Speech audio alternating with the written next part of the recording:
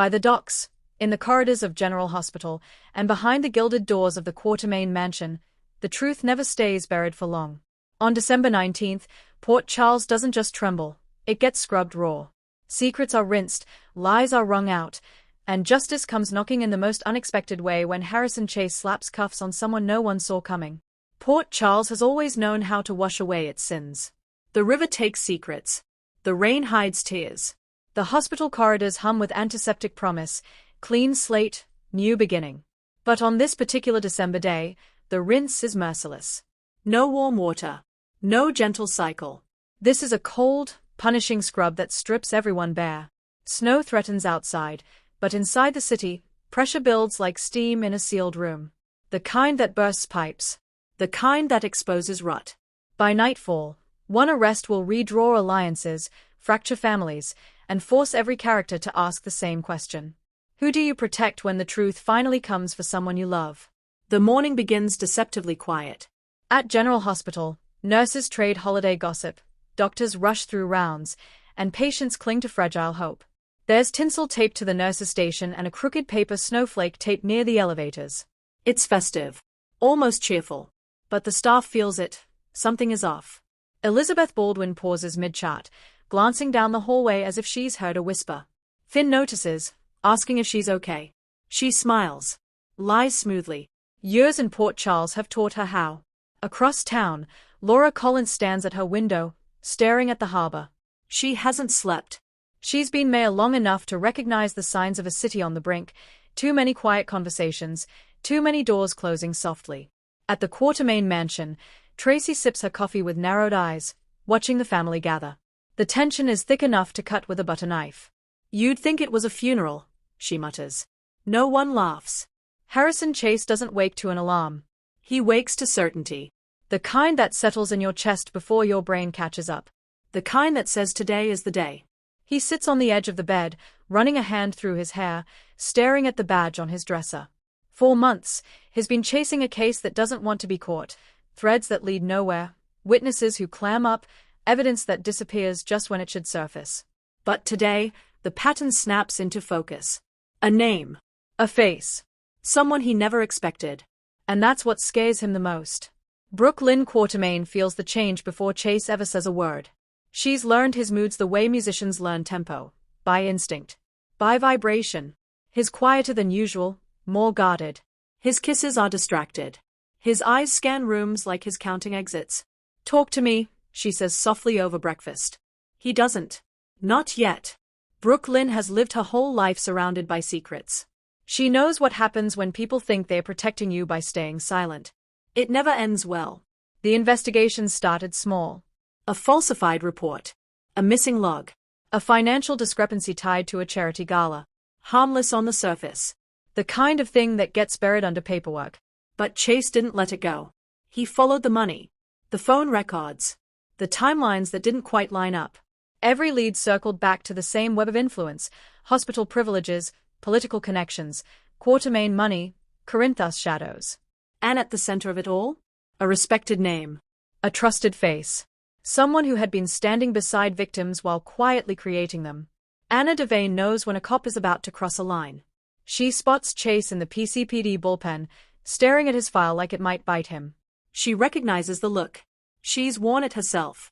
This isn't a small arrest, she says carefully. No, Chase replies. It's the right one. Anna exhales slowly.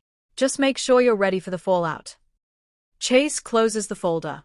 I don't think anyone ever is. The target is scheduled to be at General Hospital that afternoon. A routine visit. A public appearance. Smiling photos.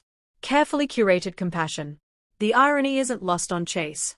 He waits in the parking garage, badge hidden beneath his coat, heart hammering. Every instinct screams that this will change everything, that once he makes this move, there's no undoing it. He thinks of Brooke Lynn. Of his family. Of the oath he took. Then he steps forward. The hallway is crowded. Doctors. Nurses. Patients. Visitors. And then, sirens. They are distant, brief, almost symbolic. Heads turn. Murmurs ripple. Chase walks straight toward the unthinkable target. A respected pillar of Port Charles. Someone everyone trusts. Someone who never imagined this moment would come. Harrison, what's going on? The target asks, smiling at first. Chase doesn't smile back. I'm placing you under arrest for conspiracy, obstruction of justice, and multiple counts of fraud. Silence crashes down like a dropped tray. The cuffs click shut. Gasps echo. Someone cries out. This is a mistake. Chase meets the stunned eyes in front of him. No. This is the rinse. Word spreads faster than wildfire. At the Quartermain mansion, glasses shatter. At Kelly's, conversations stop mid-sentence. At the docks, Sonny Corinthos hears the news and goes very still. This changes things, he murmurs. For everyone. Brooklyn hears about the arrest from someone else. That's what hurts the most. She rushes to the station, heart pounding, anger and fear tangling in her chest. You didn't tell me, she says when she finally sees Chase. I couldn't, he replies quietly. Not until it was done. She searches his face. Do you know what this means? Yes. And you did it anyway? Yes. She swallows hard, then pulls him into a fierce hug. I married a good man, she whispers. I just didn't realize how much it would cost. As mayor, Laura Collins steps in front of reporters with steady hands and a breaking heart. No one is above the law in Port Charles, she says firmly. Not power. Not money. Not legacy. But when the cameras turn off, she leans against the wall, shaken. Because the person in custody isn't just a suspect. They are family. In the interrogation room, the mask finally slips. The accused insists it was all for a good cause. For protection. For survival. Chase listens without flinching. You don't get to decide who pays the price, he says. That's not justice. That's fear. The confession doesn't come easily. But the truth always leaks. Sonny doesn't interfere. That's what scares everyone. He knows when to step back and let the city clean itself. Still, he makes calls. Quiet ones. Because a rinse like this exposes more than dirt, it reveals who's still standing when the water drains away. By nightfall, Port Charles is changed. Trust is broken. Alliances are redrawn. The hospital feels colder. The streets feel quieter. And Chase sits alone at his desk, staring at his badge again. He did his job. But justice isn't clean. It's messy. It leaves scars. Brooklyn finds him there. She doesn't lecture. She doesn't ask questions. She simply takes his hand. Whatever comes next, she says, we face it together. Chase nods, emotion tight in his throat. Because for the first time all day, he feels warm. Port Charles doesn't sleep. It watches. It waits. Because if this arrest taught them anything, it's this. No secret is safe forever.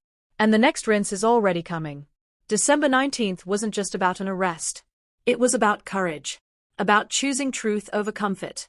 About a man who refused to look away, even when the mirror showed someone he never thought he'd have to confront. Harrison Chase didn't just make an arrest no one expected. He reminded Port Charles who he is. And once that kind of truth hits the water, there's no going back.